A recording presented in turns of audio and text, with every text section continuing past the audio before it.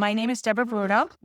I grew up in the little town of Athens in Greene County, which is 80 miles north of here. And it's a very rural area. And as you can tell from my last name, Bruno, I am the child of an Italian father and a Dutch descended mother. So when I was growing up, my identity was Italian. We had ravioli at Christmas and Easter. We went to Mass every Sunday. And I really thought a lot more about my Italian identity just because it was a stronger identity. But I did know that my Dutch ancestors, because my mother's maiden name was Van Valkenburg, had been in this country since the 1600s. And I thought, that's cool. We were farmers. We were there for a long time. I knew it had been in the Hudson Valley, and I was pretty sure they had stayed in the Hudson Valley for that entire time. So I thought, what could I possibly know? So I was very, very ignorant about my own ancestry. And I'm a little more scripted because she's been doing this. This goes up. Okay. Oh, is that good? Can you hear me? No. Here, this. Hello? There. Yeah. Oh, good. Yeah, there we go. Hello? Can you hear me? Okay. I'm a little more scripted. She does this a lot. I haven't been doing as much as her, but I'll tell you that I grew up in Malden, Massachusetts, and I'd heard the Vandersee name from my grandmother, Vera Washington. Her mother was Ella Vandersee and had married and moved away from New York to Massachusetts. And Ella's family was from New York, and my grandmother always said we had Native and Dutch ancestry. That was about all we knew. My grandmother always said we didn't have any enslaved family members. Our family had not been enslaved. She was pretty adamant about it. But the wife of a cousin, Roberta Niza, who was not blood, her husband was a Vandersee, but she became enthralled with the Vandersees. The slides on when she was helping him do his ancestry. She gathered a thick notebook of detailed information on the Vandersees. She sent me the book when I was at Durban, but I was working very hard. I was a single mother. So I put it aside, but after I retired, I got the book out again and started reading it and became very interested in it. And I started to think about the people in the book, how they lived, how they negotiated their lives, and especially what happened to them after enslavement. Oh, sorry. That's okay. We have a small snafu because the slides are not moving. So Yeah. Stand by. By the way, let's hear it for Rachel. Oh, she got it. Okay. There you go. Thank you. Oops. Okay. So this is the third one? Traditions. Yes. So this is okay.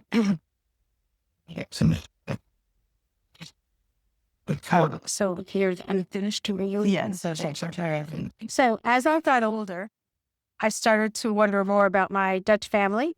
And a historian friend said to me, and this was a number of years ago, that if you have Dutch family that goes back that far in Hudson Valley, they were definitely enslavers. And I thought, no, not me, not my family.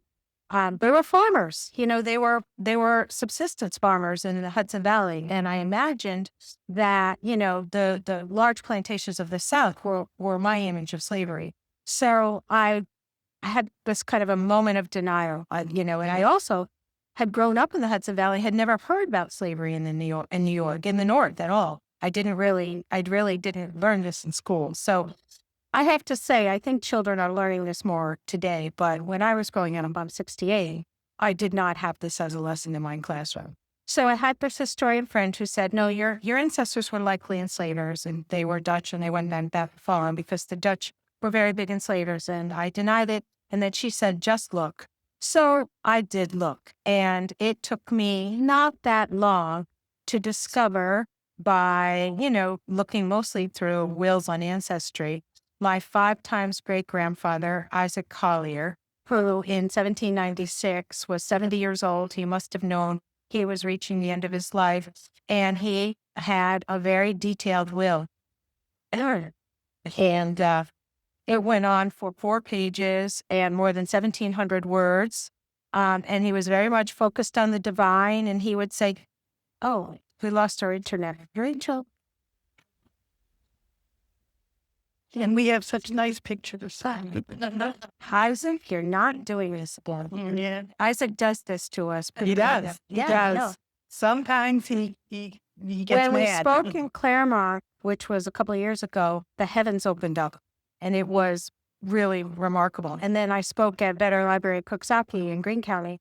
The heavens opened up. Yes. So, and sometimes these strange things happen like this. And so Just when we he bring up doesn't his want name. us to tell this story, I Yeah. think, So I can talk without pictures very easily. So There it is. Oh, there we go. There's The will went on for 4 pages, 1,700 words, and then towards the end of the will, I found detailed like inventory along with his property lines and cows were slaves. In a matter-of-fact way, he distributed a male named Samson to his daughter Hannah, a boy named Will to his son Joel, and a Negro wench named Marie to his granddaughter. Quote, "The remains of my Negro slaves, male and female, should be equally divided, share and share alike." And there's something else about that moment that really struck me.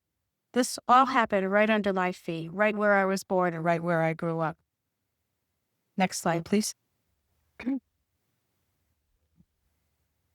The more I looked, the more enslavers I found. In the 18th century, nearly every one of my Dutch ancestors was an enslaver. I kept finding Dutch names: Hollenbeck, Vandenberg, Van Loon, Hotelling, Bronk. All of them listed the enslaved as property in their wills. I also found them in the 1800 census, in the 1810 census. Did you know Northerners had slavery for almost 200 years? I would ask people. Did you know that the Dutch were a big part of slavery in the Hudson Valley? Before this moment, I thought of New York as the home of abolitionists. We're the good guys. I remember having been told that the old homes in Athens were spots on the Underground Railroad because they were old and they had cellars. So this is the only sort of knowledge I had. But I was beginning to realize that the true history and the imagined narrative were very different. And that even though today my hometowns of Athens and Coxsackie and Catskill are very, very white, very undiverse, there were enslaved people who lived there 200 years ago. So I wanted to know about Will and Marie and Samson. What happened to them? Who was their family? What happened to their children? And I went to a Facebook group called "I've Traced My Enslaved Ancestors and Their Owners." And I wrote a post saying that I was connected to Northern slavery, and I was looking for someone who might have some information for me. Okay. So one day I received a message from my cousin Teresa Vega, who does she does ancestry on the other side of my family. She suggested I check into that website. There's a woman looking for information on enslaved people in upstate New York. I was a little bit cautious, and I messaged Debra that my ancestors had been from Baltimore. I had found that white people whose families may have been involved in enslavement really didn't want to get involved with the conversation with me. And it was especially true if they were contacted by a Black person. They did not want to talk about it. And the term now is ghosted. I would be ghosted. Couldn't get in touch. Their email was blocked. That didn't happen this time. Debra wrote that her ancestors had owned enslaved people and were from Coxsackie. I mentioned the Vanderzees and told her that our research showed they're apparently enslaved by a family named Hotelling. Debra responded that her family included the name Hotelling. It took a few minutes of breathing for us to realize what we have found. Next slide, please. So when we kept looking, we found more information than we had ever imagined. One of them was a baby born on a ship called the Rensselaerwick, which set sail from the Netherlands to the Americas in the fall of 1636.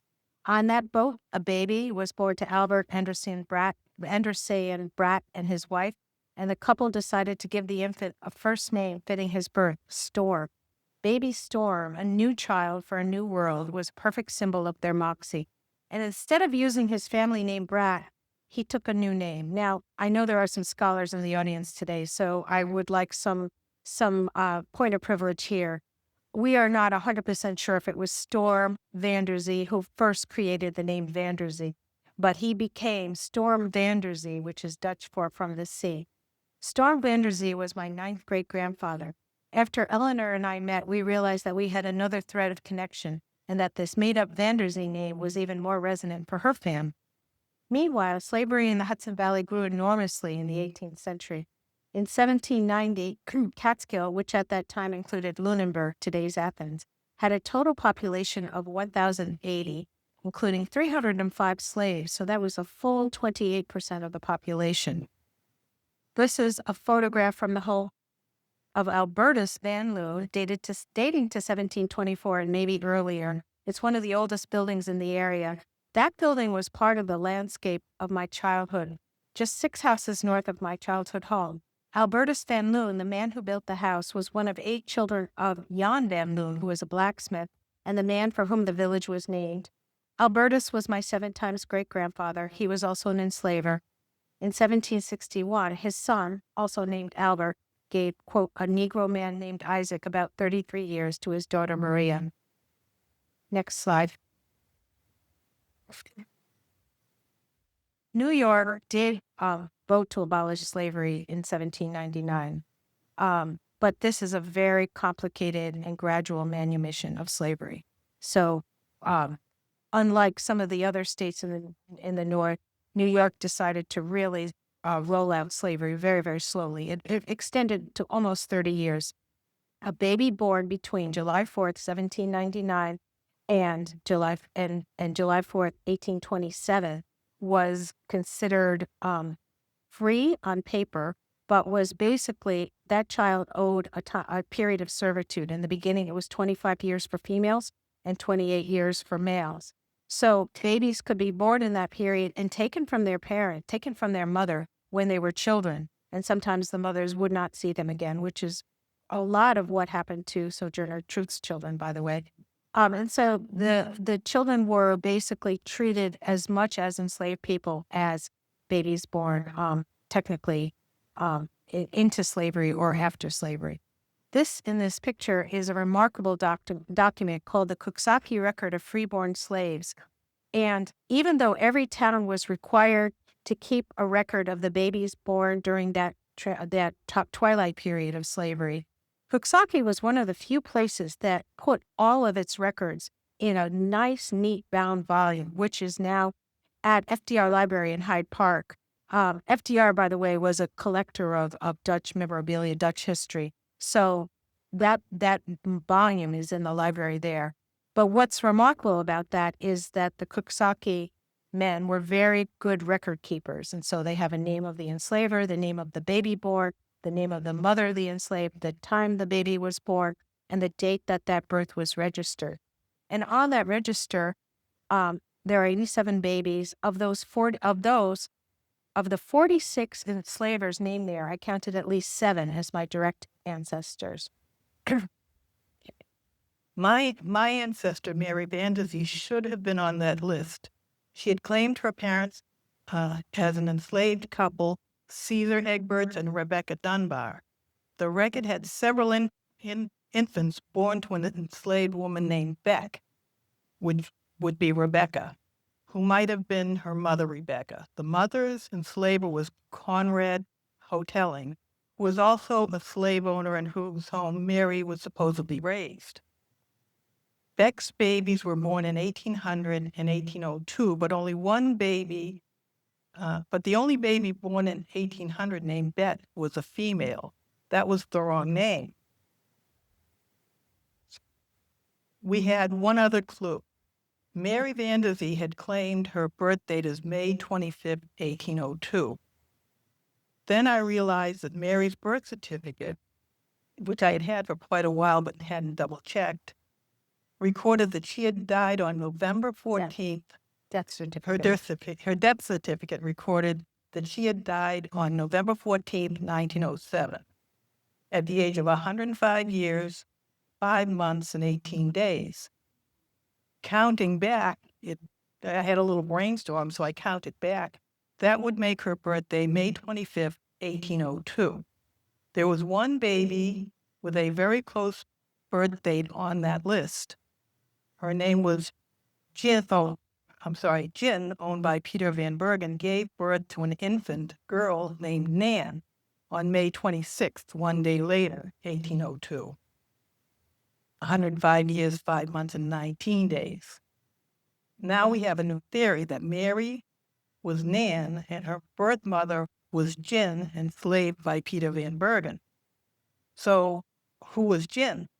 Did she die after she gave birth? Why did Mary claim Caesar and Rebecca Egberts as her parents and not this Jin? Mary's first husband was John Van Bergen. What this all meant was that I realized we might be Van Bergens. We probably will never know the truth of an infant born at that time. This, next slide, please. And I apologize. The photograph of Mary Vanderzee did not come. I'm so sorry. No. It's on the cover of my book, so I guess you have to buy the book. Yeah, you have to see the picture. It's a magnificent picture of her on her 100th birthday. This should be a photograph of Mary Vanderzee taken on her 100th birthday. We know a few things about her. She was raised in the hoteling family, beginning as a playmate and evolving into a servant. Not quite enslaved, but not free. One essay written on Mary's 100th birthday gave details of her earliest days. On her 100th birthday, somebody in the town wrote a story on her in their town magazine. They said, "Her life is a romance. A few years ago, she never tired of telling of the changes she had witnessed. Then the children, I, and the parents would gather around to listen to tales of long ago, of the soldiers of the War of 1812 passing the farm, her fear of the strange artillery, and of deserters from the army who hid in the barn. Wolves were numerous and fierce. Fire was borrowed from neighbors, and many a bitter morning, they called her Aunt Mary. Aunt Mary sometimes accompanied one of the older children while they ran with their mouth, hardened their mouth to the frozen brook for water, or across to Grandpa's house for fire. Mary's childhood and brief years as a companion and playmate to the hoteling children ended when she had her first baby. She was about 14 years old. And she was living in the hoteling family. Mary had 3 or 4 children in her teens. We found records for Sarah, Thomas, and Cato. After that, she was married to John Van Bergen, had 2 more children, Julia Ann and Caesar. We haven't been able to figure out what happened to her first husband, John Van Bergen, who we don't believe is the father of the first 3 or 4. But next, Mary married John Vanderzee and gave birth to Anthony. In the meantime, her firstborn sons, Thomas and Cato, were given, and her daughter Sarah, were given or took the name Vanderzee, even though when they were born, Mary was not married to anyone named Vanderzee. A detail about her son, Thomas, is a part of oral history. A friend of mine interviewed my grandmother for a school project in the 1960s.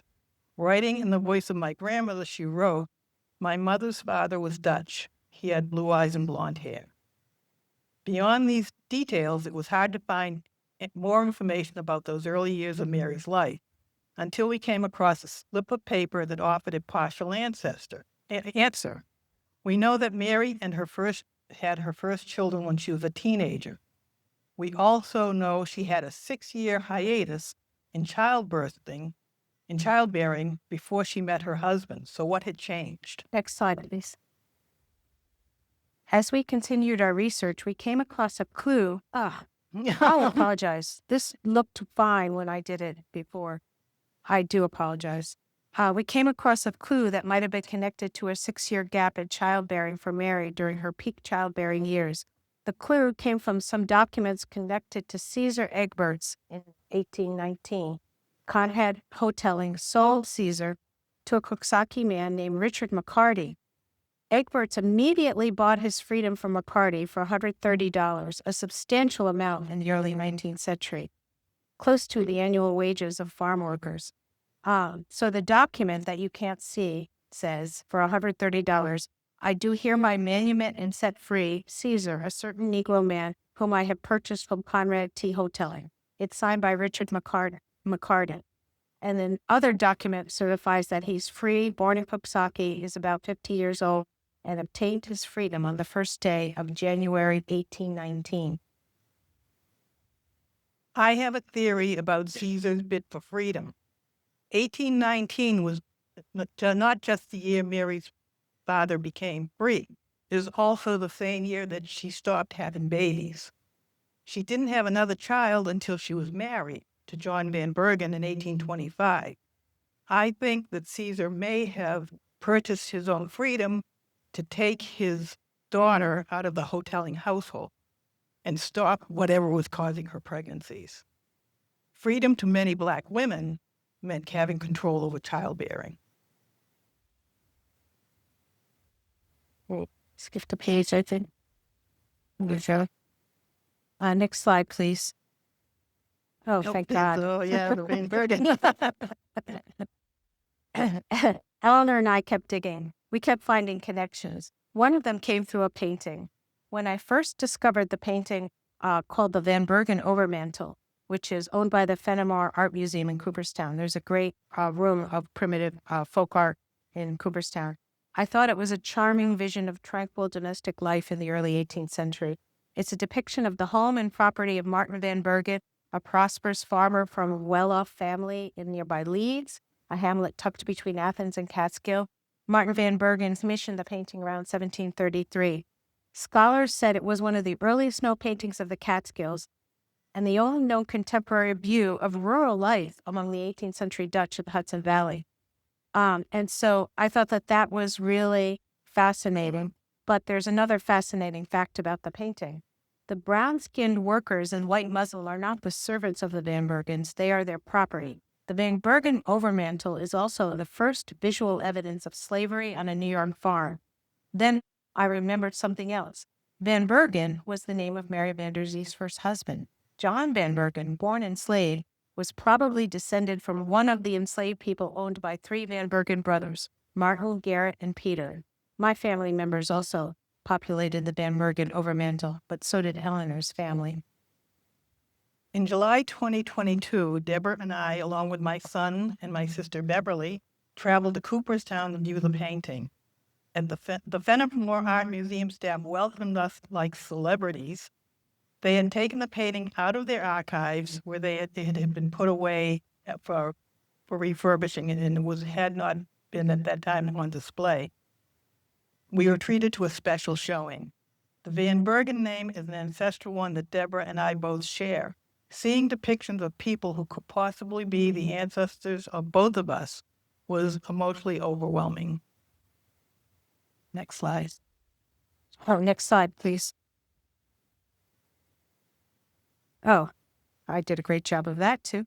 So in Cooperstown that day, we were quiet for a few minutes. The woman on the right-hand side, who is supposed to be right-hand, you could see the white muslin dress. So in Cooperstown that day, we were quiet for a few minutes, examining the details of the painting. We peered at the front stoop, the farm wagon, the horses, the dogs, the pails that were carried by the enslaved women, the strong arms of the Black man who was likely the smithy. There were 20 people scattered around: Van Bergen and his wife and their 7 children, 4 girls and 3 boys, 2 Native Americans, 2 indentured servants, and 4 enslaved people. So we looked at these, and then at the very bottom of the painting is this woman on the left-hand side, and she's sitting on the ground, and she's holding a glass bottle. Her name was Angalo. Angalo had been a gift from Catherine's father, Wilhelmus de Mire, who was a wealthy Kingston man. Later, I found de Mire's 1705 will. And when my daughter Katrine happens to marry, she shall take with her negress by the name Angala. What kind of a name was it? She was a small thread in this worn and intricate tapestry. What's interesting also is the fact that it's so rare to be able to put names to images that you have. And here we had an image that we could actually look at and see her and know she had a name. Next slide, please. Oh, I'm embarrassed. I don't know what happened. Another family we researched was the Bronk family of Cooksaki. The Bronk family home is considered by many to be the oldest in New York, and Judge Leonard Bronk, the only son of Jan or John Bronk, was one of the area's biggest enslavers. In the 1790 census, Leonard Bronk listed 6 slaves. Jan Bronk's second wife was Susanna Hotelling Bronk. When her husband died in 1794, Susanna eventually bought a separate farm nearby and lived there with an increasing number of slaves. Sarah's sons, Pop and Jacob, a woman named Maria, and another enslaved woman named Phyllis, whom she had purchased in 1706. But this is what struck me most specifically about Susanna Hotelling Bronk. She wrote a will in 1809, and she said, "It is my will and desire I do hereby manumit and give freedom to my slaves Sarah, Jacob, Pop, Maria, and Phyllis respectively at the time of my decease.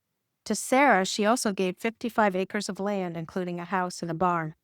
After Sarah died, the property would go to Jacob and Pop. She also made sure that Maria would always have a home with Sarah, Jacob, and Pop. She gave them her bedding, clothing, furniture, soap, candles. She gave Jacob a horse. She gave them a pig, 4 cows, 2 oxen, 5 sheep, and nothing went to her stepson Leonard Bronk.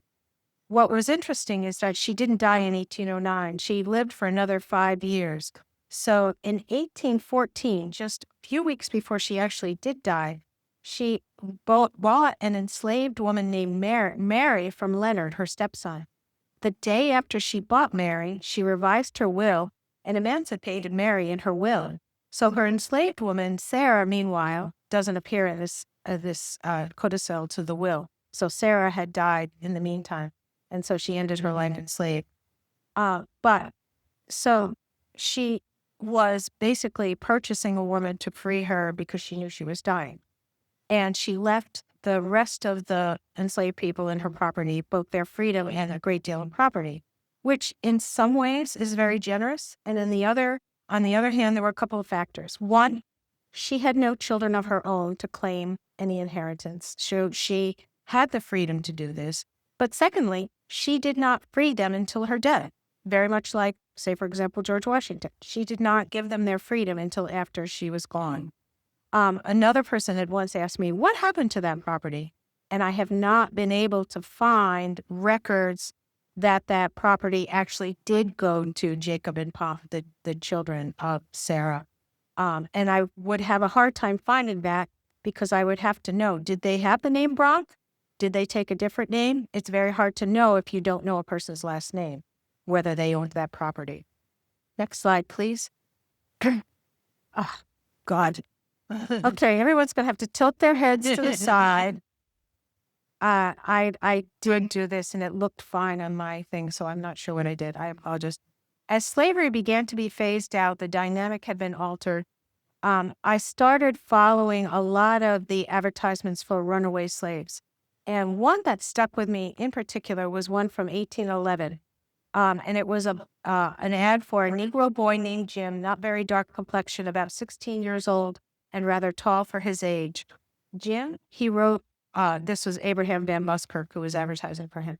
He ran off wearing a blue jacket and pants, a checked flannel shirt, and a pair of very large shoes. He also took another pair of boots, a small quantity of money, and a lion skin coat made for a very large man. So that stuck with me because although I had read a number of advertisements, a lion skin coat really sticks in your brain. But secondly, running in February, fleeing in February, the height of winter. So of course I had to go, and you can now find out what was the weather in February 1811.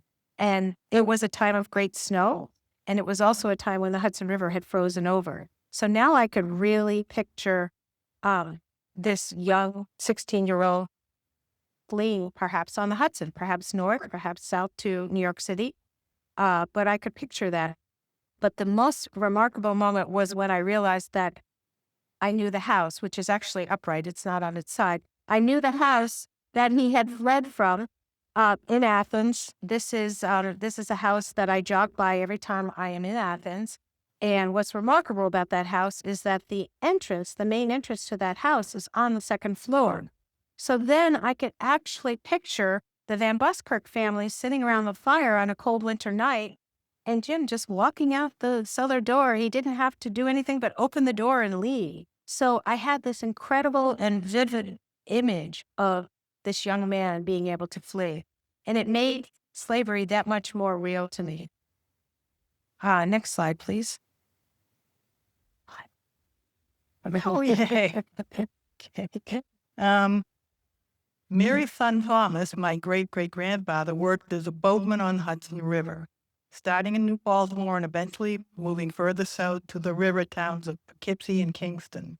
Over time, he became a captain of a sailing sloop called the Albert Richards, taking slabs of bluestone down the river. Being a captain caused trouble for him one day in August 1859. Police alerted that someone had spotted a stolen sloop steering north from Brooklyn up the Hudson. The police went in pursuit of the pirates. When they caught up, they thought they had captured a slave ship or it had been stolen. Captain Thomas Vanderzee, his crew, and the ship were towed back to the city and the men were thrown in jail. There was only one problem. He was doing nothing more than piloting a ship under his watch. The ship's owner, John Field, was forced to come to New York to bail out the crew and retrieve the ship. Thomas Vanderzee was guilty only of sailing while black.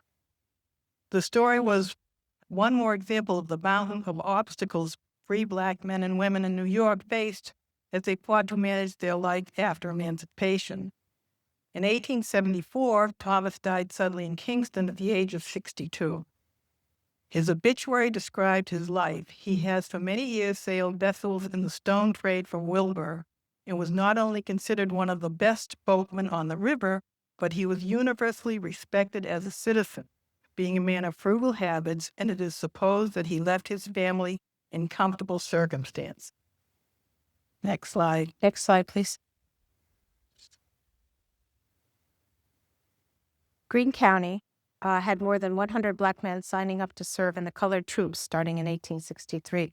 They served in the Massachusetts 54th as well as the New York's 8th, 20th, 21st, 26th, 31st, 51st, and 80th, and their names are often the familiar Dutch names of their former enslavers: Vanderzee, Van Slyke, Van Allen, Van Loon, Ten Eyck, Brando, and Brom. It's hard to imagine the bravery of men serving in the colored troops while like white soldiers, they were enormous risk and injury of disease. They also knew that if they were captured by the Confederates, they were more than likely to be slaughtered on the spot. Cato Vanderzee, Mary's son, who had then moved to New York City, where he worked on boats, joined Company H of the U.S. Colored Troops 8th Regiment. He was a musician and 44 years old when he enlisted.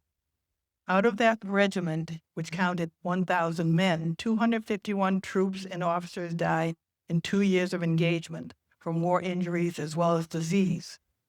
Cato Vanderzee was a witness to history. He was in Appomattox Courthouse in 1865 when Confederate General Robert E. Lee surrendered to Union General Ulysses S. Grant. I love this because I'm a big Civil War buff. And I found that out and I was just thrilled. Also, at the courthouse in Virginia that day was a man named Ezra Bronk. This is a picture of his grave resting in the far back section along with other black members of the Bronk family cemetery. Ezra Bronk was a company cook, and he and Cato Vanderzee saw some of the most horrific battles of the war, including the Battle of Olustee in Florida, when 34% of the 8th Colored Regiment were killed, wounded, or missing. Ezra Bronk survived the war and died on September 3rd, 1898, at the age of 61. And then as I searched through the records, I found one more name I'd always been curious about the fate of the very last child on the Coxsackie record. He was named Harry, and he was born to Leonard Brock's slave Mary, and he was unlucky enough to be born on May 27, 1826, just a year before the end of the Twilight period. That meant he likely owed Brock at least 21 years of service. Then I found a man named Private Henry Brock of Company C in the 20th United States Colored Infantry Regiment. He enlisted on January 4th, 1864, and he served in battles through the South. But in a hospital, can't do it. Yeah, I know, she I cried cry every every time. time. In a hospital near Camp Parapet outside of New Orleans, Henry Brock died on July 16, 1865. The last freeborn slave in Coxsackie had lost his life fighting for his country. Next slide, please. Sorry. We're part of this family where the branches intertwine, and it's so complicated that I'm not sure we'll ever be able to straighten out the branches, but we're trying. This is something that rounds us all together. I just don't understand why you wouldn't know the whole story of your family, good and bad. If you want to claim a king, you have to claim the janitor. All right, I'll take this. I hope that a little bit out of order. We continue to gather people who are descended from the Vanderzee family. We visited Kingston, where Thomas's family lived for so many years. We've looked at names at Mount Zion Cemetery, and we've watched the archaeology at the Pine Street African Burial Ground in Kingston, hoping we might find out some more about who was buried there and whether any of them were named Vanderzee. Can you skip a page? Oh, okay. Oh, yeah. And so Eleanor and I were able to visit one of the last halls that Mary Vanderzee had lived in. We paid our respects at the cemetery, and we had lunch at the restaurant on the Hudson River where her sons were boatmen. It felt as if we were able to bring back her spirit in a sense. In some ways, we've been joking about this a little bit. It almost feels as if she and the rest of the family have been calling to us, let our stories be heard, and we've been listening. Last slide, please. Yay. The writer Toni Morrison once said, if you're really alert, then you see the life that exists beyond the life that is untaught. So for me, having a genetic and ancestral link to America's original sin makes telling the story my responsibility.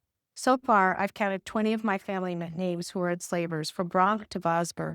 We're not humans who popped out of nowhere to live in this complicated America. We're people who've inherited the sins of our fathers and the traumas of our ancestors. To know the beauty of the Declaration of Independence in the Constitution is to accept that only some people have fully benefited from their promises. To deny that and to distance ourselves from that truth is to misunderstand how our country grew and prospered and existed today. Here we go. This is initials. Okay. Debra and I together try to tell a story of the real lives of real people, especially Mary's story and our shared legacy, so we can gain an understanding of what happened before us. Through that work, our families are coming together again, full circle in us. Thank you, and we'd love your questions.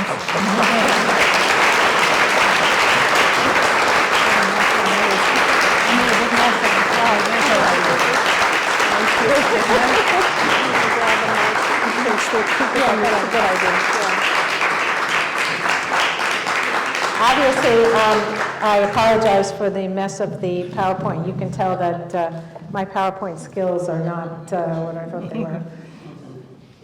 Well, I would love to hear questions, and they can be really hard questions, please.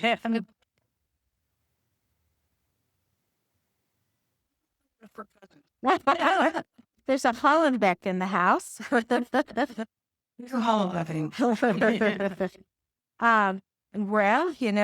it's very easy to just look on Ancestry, and we can share, we can share family trees if you want. My grandmother, my grandmother's mother was Hulda Hollenbeck.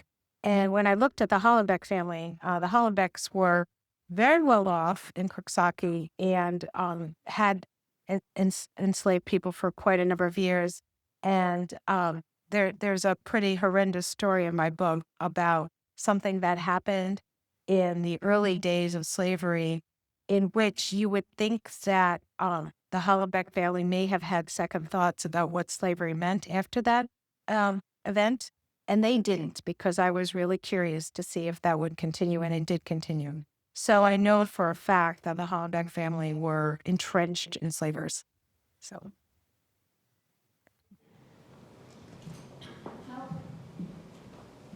How can you make the knowledge that you have gotten available to children so that our history is not altered?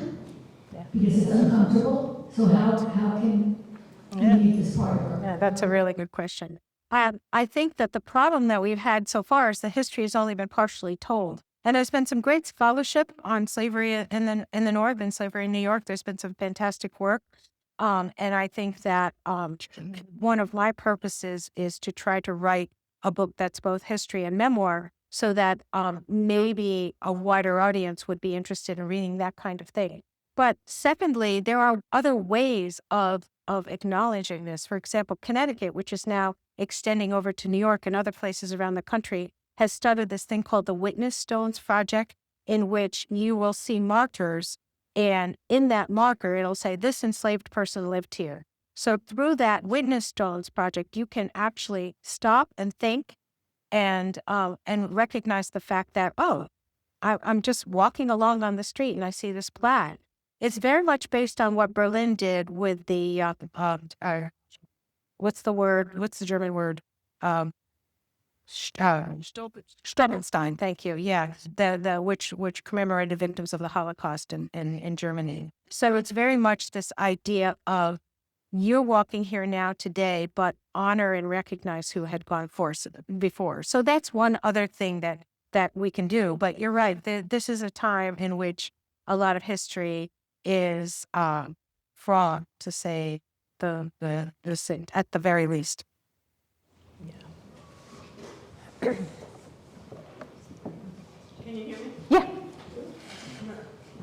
I have a related question, and then I want to say something about what's going on in Irvington. How has your book been received in Athens and in the area around it? Actually, very well. I had, when I spoke in Coxsackie, which is right next to Athens, I had 120 people come to Vetter Library, including people who had resisted giving permission to allow to use the photographs in the book, because they were afraid that the woke crowd would be picketing in front of the library. And so I said, this is a story of all of New York. This isn't just picketing in front of the libraries. And I convinced them that, and I won't name names, but I convinced them that this was a story that needed to be told. And that same person who resisted came up to me after the talk and said, I want to buy 20 books and give one to every school in the county. That actually made me feel hopeful about our future as a country, that possibly people are willing to hear this story more than what we hear in the rhetoric that we hear now. So it's possible that that means something more.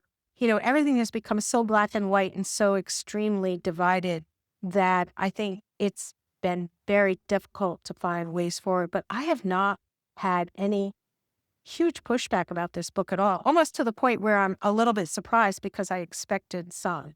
Yeah, and I'd like to say, now I live in Massachusetts, so it is a Massachusetts story, but not specific. But I did a talk at the local library, and Debra came in on Zoom, and I didn't know what kind of a crowd, but we filled our small hall, and people were interested in the story, even though it's not specific at all to Massachusetts. But a lot of people said, I didn't know about this, and they saw the flyers, and they came and left to, knowing more, and that's a good point. But the fact that the library was a little overwhelmed because they didn't think people would be interested in the story, and they found out different.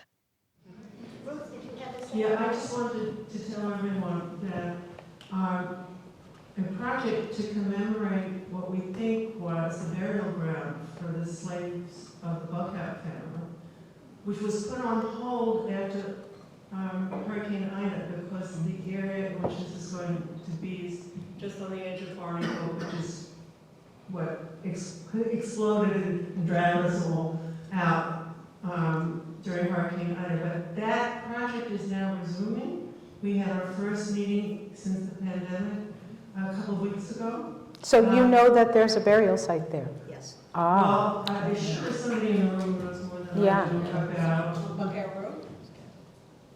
Yes, right. Right there. There's a marker there that says there's going to be a commemorative structure of some sort. We actually chose a designer for it before Hurricane Ida, and she's been asked to submit a revised proposal. Somebody over here. there's a lot.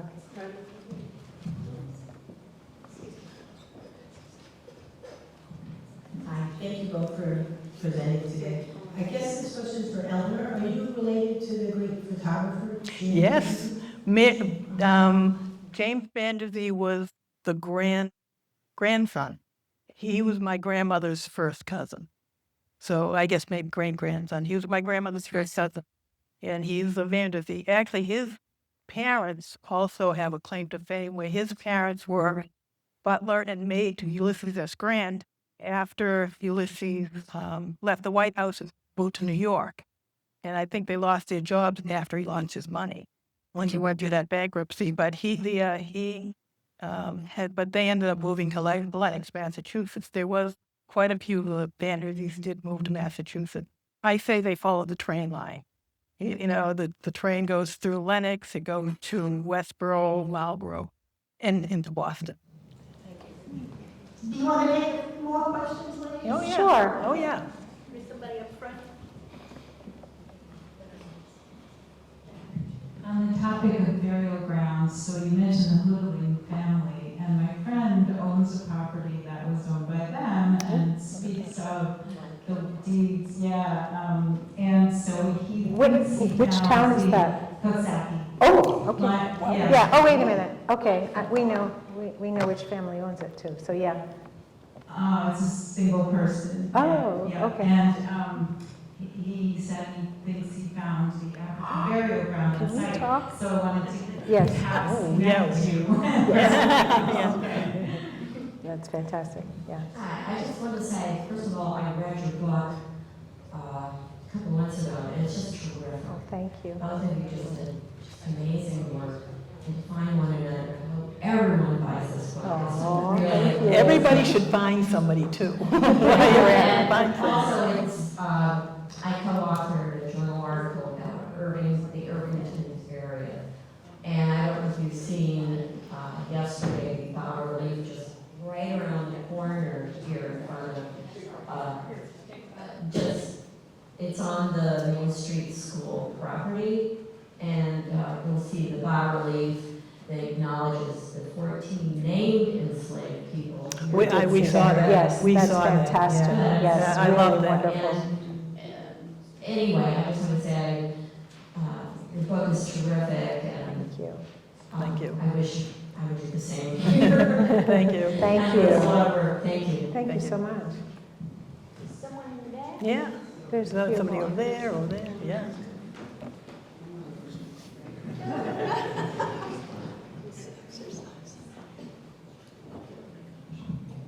What advice would you give, I guess, you have a comfort with sort of your family history and saying, my family were enslavers. What advice would you give to other people who sort of struggle with that history and sort of, and what benefit do you think there is in sort of just coming to terms with that history? Right. So I'm not saying everyone should write a book because I think that's really hard and maybe one of the hardest things I've ever done. But my advice is to at least learn and to know it, to know the story, because I think that it expands our knowledge, it expands our sense of who we are as a people, as a nation. If we understand what our ancestors did, and I think that sense of it gives you, in a sense, the burden of responsibility, the burden of this sense of knowing, which is something that's part of it. I mean, and I would also say, write it down, even if it's not in book form. At least make sure that, say, for example, future generations know the story, just because it's true that it happened. Mhm. And I think that it's something we have to understand. I think it just gives us a larger context of what we are all about in this country. So that's not much advice, but I would say don't be afraid to look, because I think it becomes fascinating. I found a witch in my ancestry also, which was a whole other story, maybe another book. She was tried as a witch in Stamford, Connecticut in the 1690s. And so that's a whole other fun story. But I think if you embrace the fact that you want to know about your past and you want to look at both the good and the bad, I think that's better. You talk about that, Eleanor, about the generals. Yeah, instead of looking for the generals and the princes and kings, everybody wants the king. But the kings used to sleep with anyone they wanted. Everybody has a king somewhere. But it's the people who got up in the morning and they did the laundry, they tended the cows, they worked for the master or whatever. Those are the people who brought us here, and they've been nameless, and we have to give them a name. Great. Normally we cut off the questions, near just a few minutes after the presentation, but this conversation is important. So if anybody else is, somebody else? There's a few others. Yeah. There's a gentleman over here too who's had his hand up.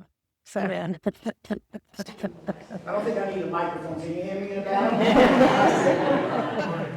First of all, I really appreciate the information and research that both of you have done in order to educate us in terms of your own family history. I myself am trying to do some research on my family in terms of their roots. I do know that there are some members of my family, descendants, who were formerly slaves too, and I'm running at times into a roadblock, and as many of you may know, when our descendants came over here, we were stripped of our names. We were marked down U.S. Census data books as a number without having a full name, etc. So my question to you is that I know that in my own research, I've been using Ancestry.com, family search, in order to try to, and also African research data organizations that are out there that are able to benefit my research. So I was wondering, at times, as you were doing your research, did you use organizations such as Ancestry.com, Family Research, etc., or other African organizations in order to come up with your information? Oh yeah, definitely. And but some of the things you really have to go to the source, like we're lucky, I think, because we're kind of local, and there are people who maybe would have to go to the South where maybe records were burned during the Civil War, but since we're concentrating here, it's much easier. But Debra went to the Vetter, and I went to the Vetter Library with her up in Cooksaki, and that's where we found the manumission papers. And Jonathan Palmer, who at the time was the curator up there, he became interested and started going through things. And he was he the one who found the picture, the original picture of Mary? Well, your cousin found the original picture of Mary. I think it was in that file. Oh, okay, yeah. And so sometimes you really have to travel and go. Primary research. Yeah, you really have to dig. Go through thousands of pages of paper, or even talk to people whose families have been there since that time, and see if you can get them to give you information. But it's difficult. It can be difficult when it gets to that point. Some things have just been stuck in back files, and you don't know what's there until you actually look. So you're right. Online research is very important, and we're very lucky that we can go and see a number of things online. But I think that what's hidden sometimes is in some of these great, deeper research. Check sources. if you lived in, if your family has said, if your family lives in a generational house, go up in the attic, tear apart the trunk, get something, you find something, post it online. The website, I've traced my enslaved ancestors. There are a lot of people who family enslaved people, and they are wonderful because they've come to the point where they know how much these little bits of paper, things that it's no longer put away and we're not going to talk about it. They're putting those wills online. They're naming the enslaved people that they knew, and we rely on that little scrap of information. Even if it's somebody born this day, It helps. it helps. Everything Everything helps. Yeah. So.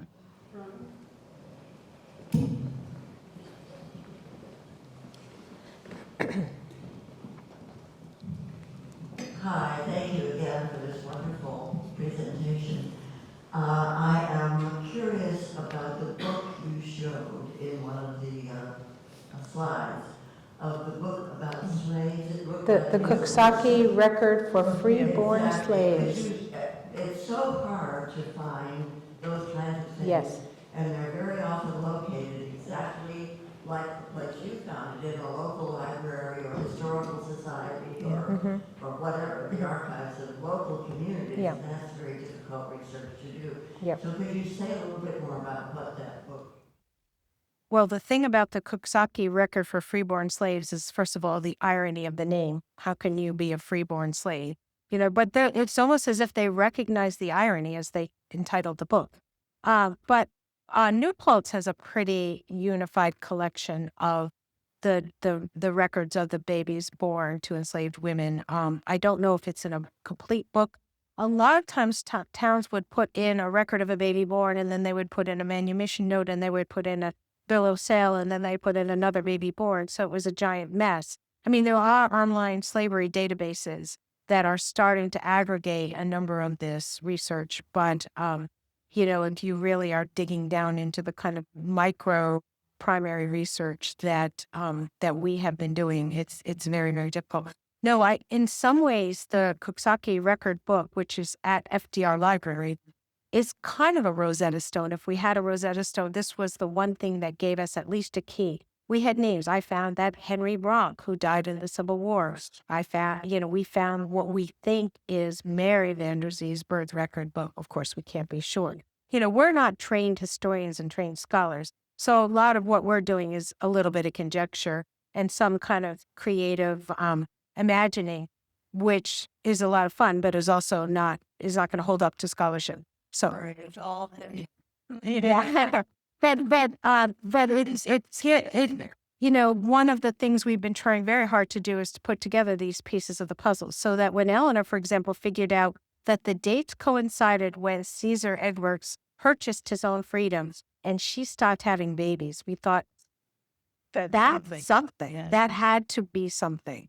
And we don't know for sure, but she only had another baby when she was married again. So it means something happened in that period of time where she stopped having babies. And if she anyone finds a slip of paper to let us know, yeah, I'll hold on to it. So those kinds of things, yes, it's still conjecture. We have nobody, and a lot of people were illiterate at that time. So of course they're not going to keep diaries and records. But what we can do is we can do the math and we can figure that out. So that's a piece of the puzzle. Whether we'll ever be able to have the complete image of the puzzle is probably not going to happen.